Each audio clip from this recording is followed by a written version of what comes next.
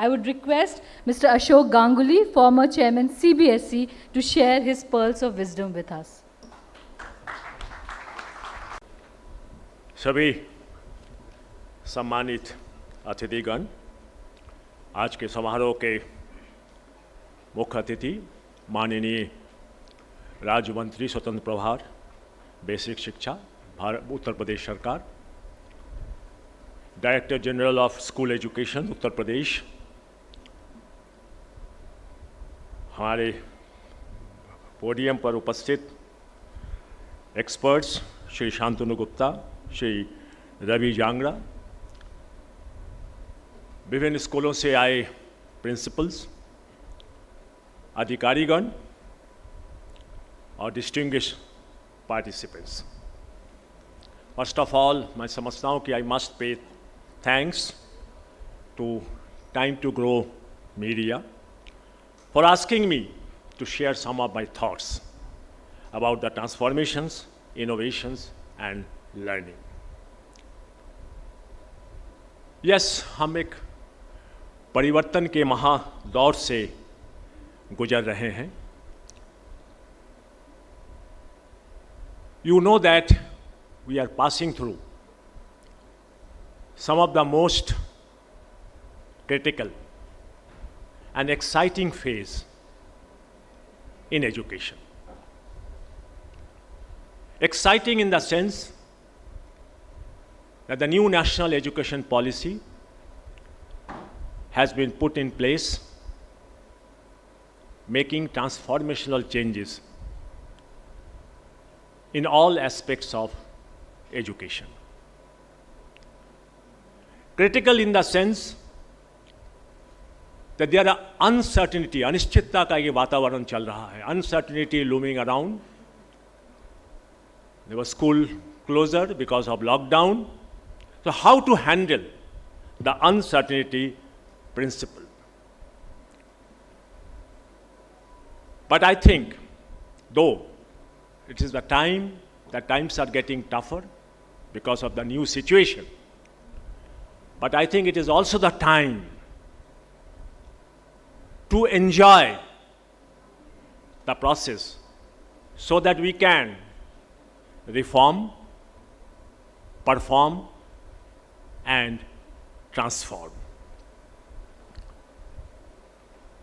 If you look into the last 2 decades, you will find that lots of changes has taken place in the educations. But the teaching methodology, the classroom practices, and the evaluation system have refused to change. There is no structured process or the mechanism to think innovatively in the classroom. And even today, in most of the schools, the learning is confined to the pages of the textbooks. So we need transformation at all levels, at all aspects, and in all the 3 domains of curriculum dynamics. Yes, in curriculum design, that is the content part, in curriculum transaction, that is the teaching methodology, and in curriculum evaluation. So we need transformations in all the 3 domains of curriculum dynamics. So here lies the importance of school leaders. There is a saying that if a school has good leaders, that will become a leading schools. And empowered education leaders can ensure to re-engineer the system, to redesign the processes so as to make it productive, effective, simpler, and meaningful, and outcome driven. That is the very aim, actually. You must have heard about the 𝗙𝗪𝗓 report in 1991. It stands on 4 pillars.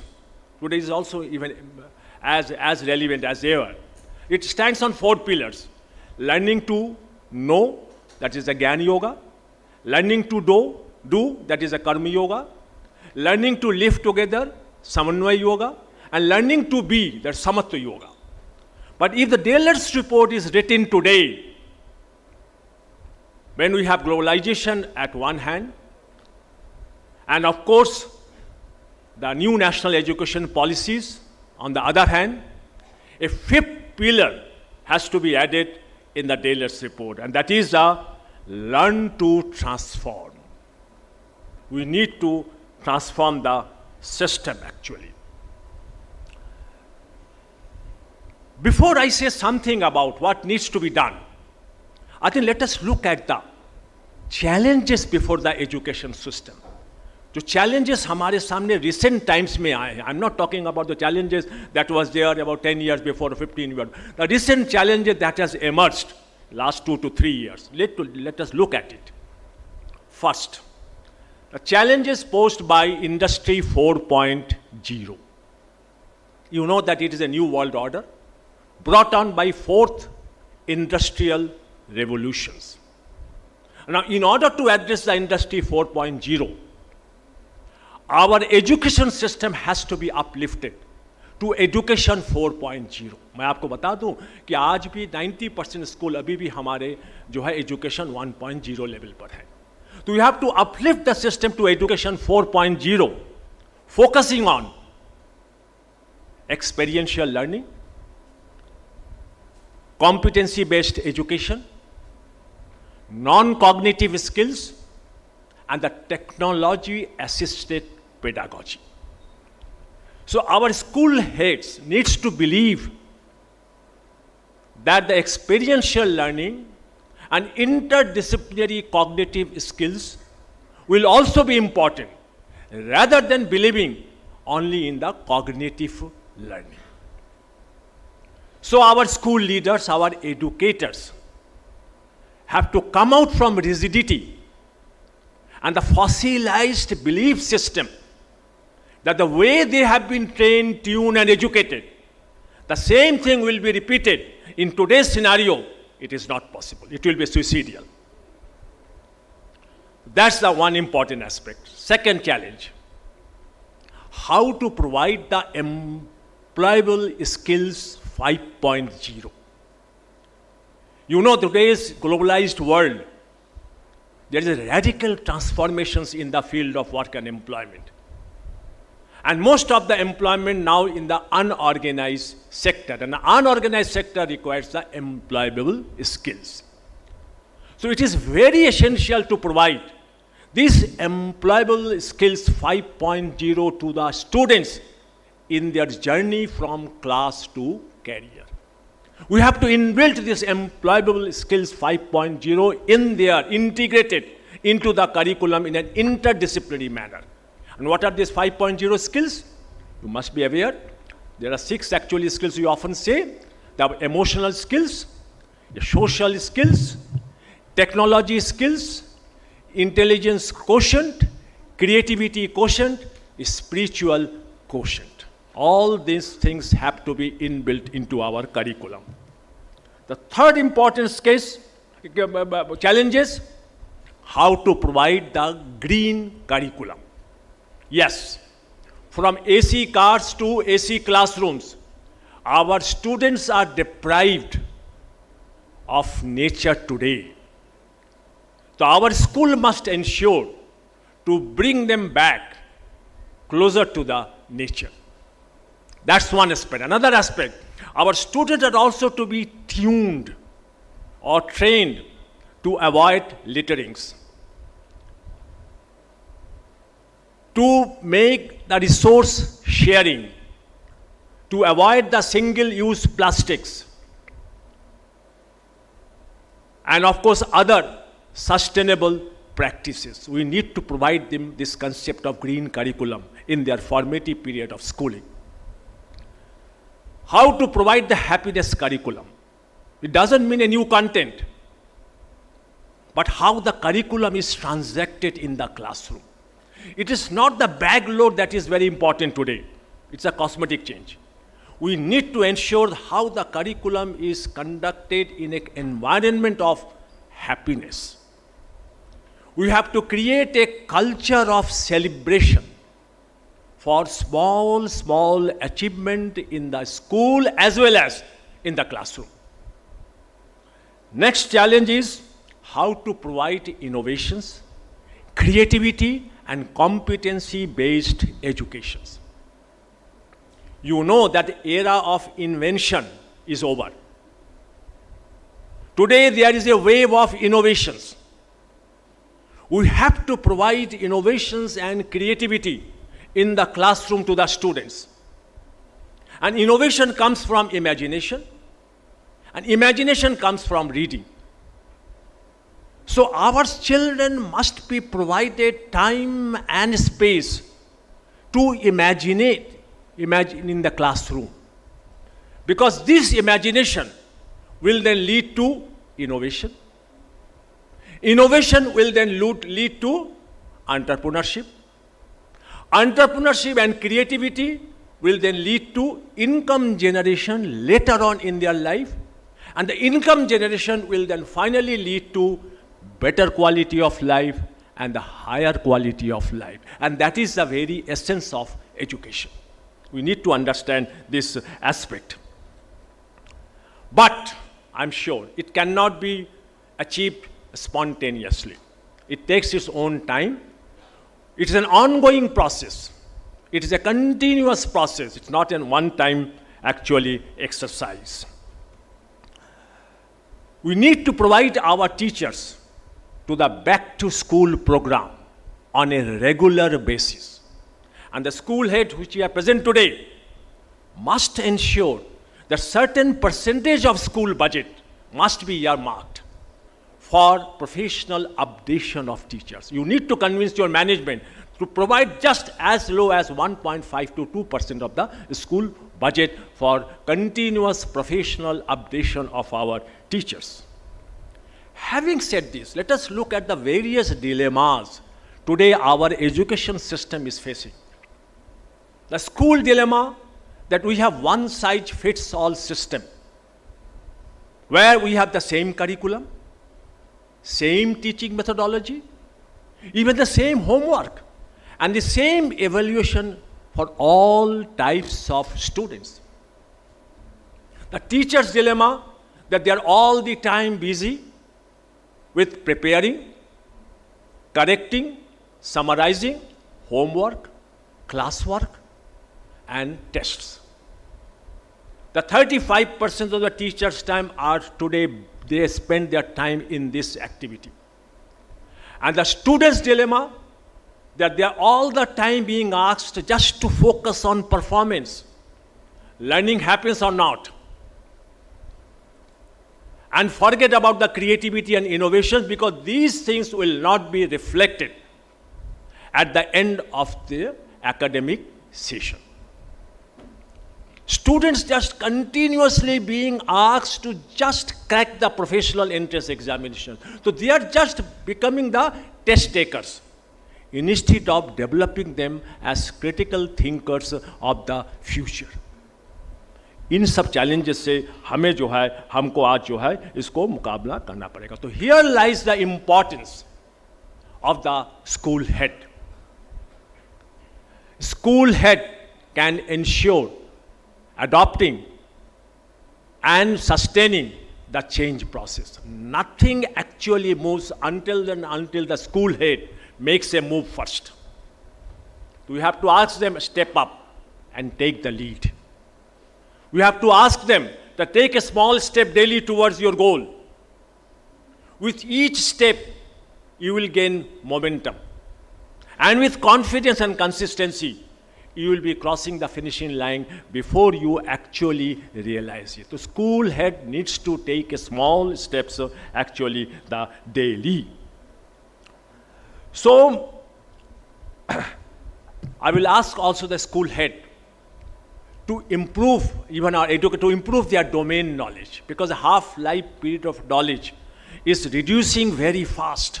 It has been now reduced to 6 weeks. Imagine the knowledge explosion. So our head, our educator, our teachers need to read a lot, write a lot, run a lot, listen a lot, laugh a lot, and appreciate a lot. If they do not do this, it will never happen actually. Nothing, no changes is possible. The school must also ensure that today's children just not to become entrepreneurs, they have to become intrapreneurs also, bringing innovative and value-based ideas. And the school people, the educated, our school head must become a professional as well as entrepreneurial. We have to create a professional cadre for our educators, for our teachers.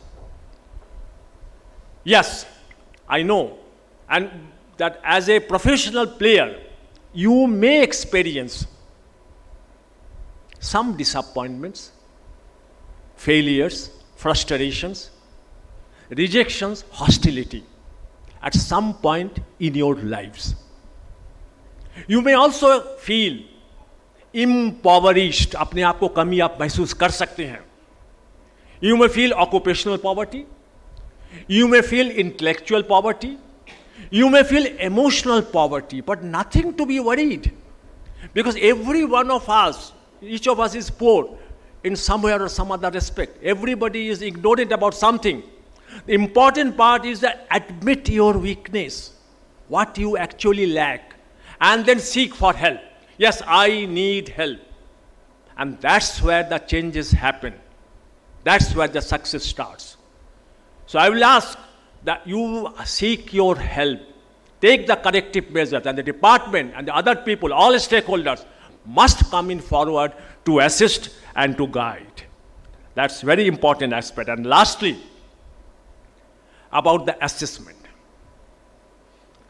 It is not possible to implement the competency-based education. It is not possible to transform the system unless and until we relook and revisit our assessment process. It is as back as 200 years ago.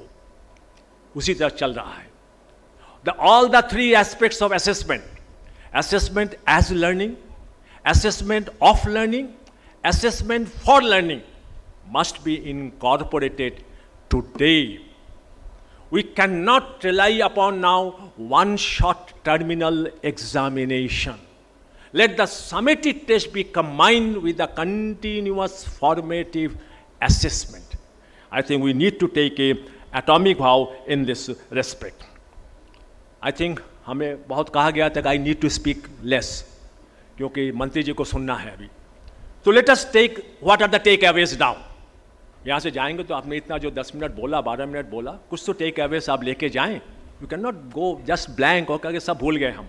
No, I will just ask you 5 takeaways, just 5 takeaways. पहला, promote creativity and thought leadership. Thinking individual बनिए, thinking head बनिए, thinking teacher बनिए, thinking school तभी create होगा. Number 2, implementing competency based education and experiential learning. Number 3, believing in the mantra that every child is talented and every child must learn, not few.